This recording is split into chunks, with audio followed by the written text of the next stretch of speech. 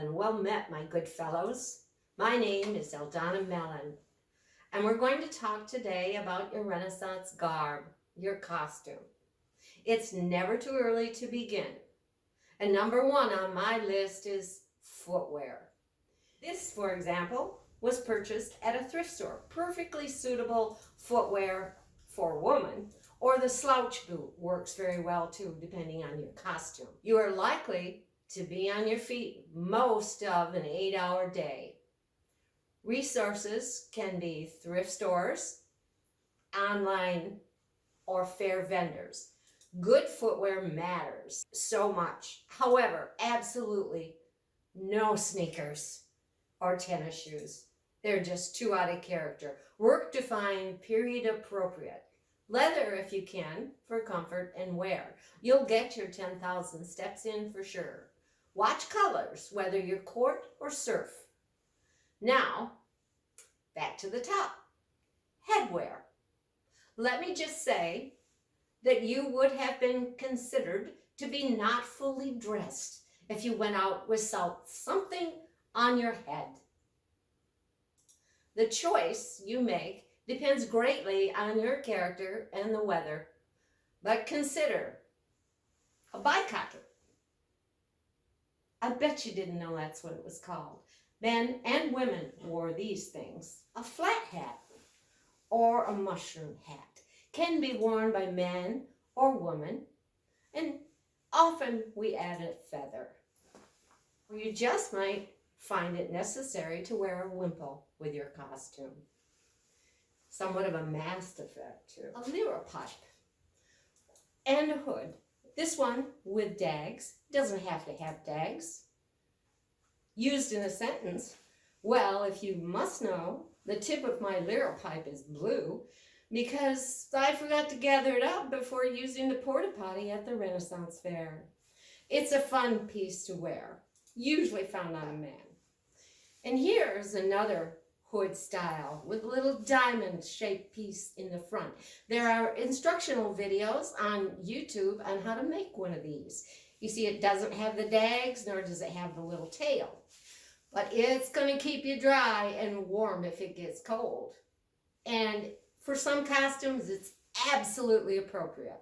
Circlets for men or women come in many different forms. I made this one and hung some ribbons off the end, which is fun if you're looking for that maiden look.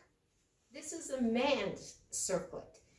It's just a tube or a casing stuffed with whatever, usually batting, and sewed together in a circle. This one has a little round circle sewn into the top. That's reversible. There's gray or gold. And let's not forget anything akin to a pirate weekend or that pirate look. This one started out as a round hat. It was a woman. I sewed up the sides, added all kinds of doodads, ribbons, feathers, pins that I had on hand, and voila, and belts. So handy for hanging stuff off of your waist, fan, umbrella, mug, costume pieces, like a skirt hike. And here we have what began as a belt, and now we use it as a knight's chain. It would be positioned, something like that, on a man's costume. This belt could be very appropriate too, to add flair to your costume. This started out as a 99-cent thrift store item. Another of my finds I'm rather proud of. And these belts, found at a thrift store. You used to find a lot of them. If you find one, pick it up.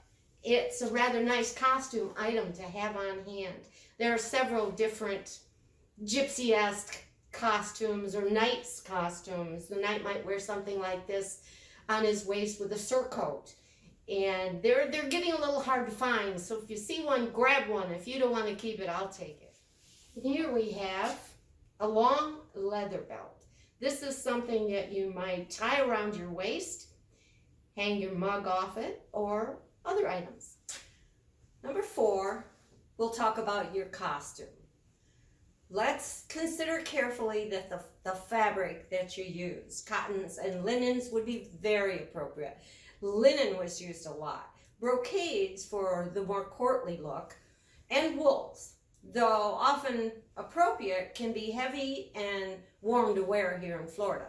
Here we have a brocade piece that I found at a thrift store. Good for a cape or something that you want to keep you warm. Number 5, a cape or a cloak. Don't suspect you won't need one. There'll be at least one day where it'll be either wet or cold and you're going to want a cape. So what's the difference between a cape and a cloak?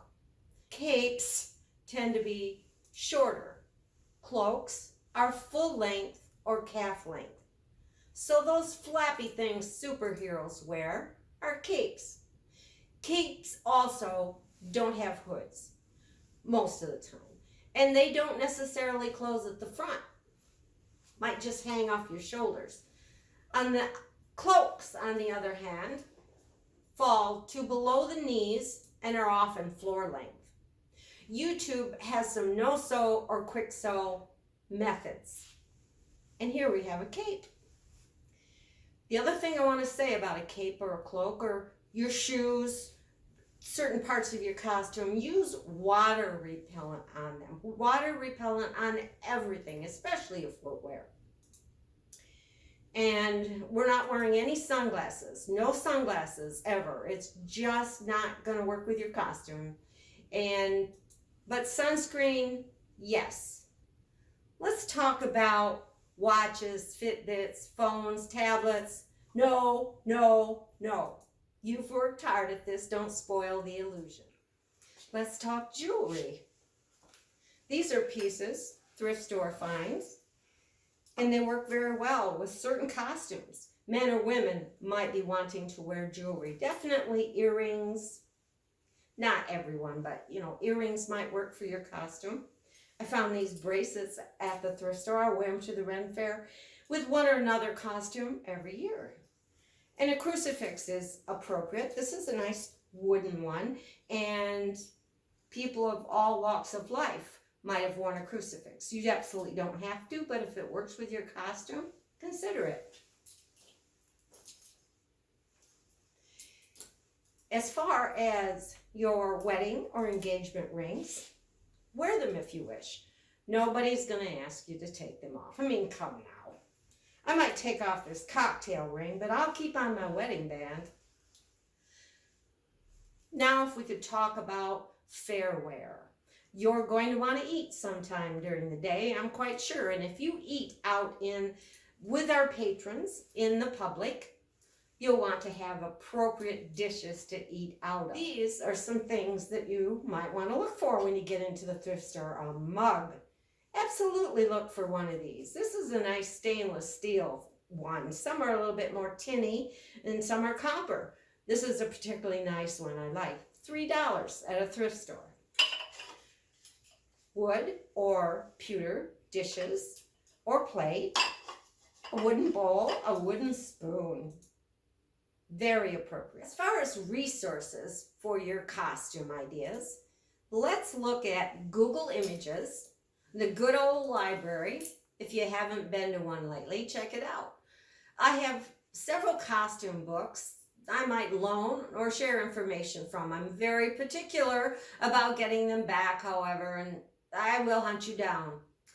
YouTube is also an excellent source for instructional videos. I use YouTube a great deal.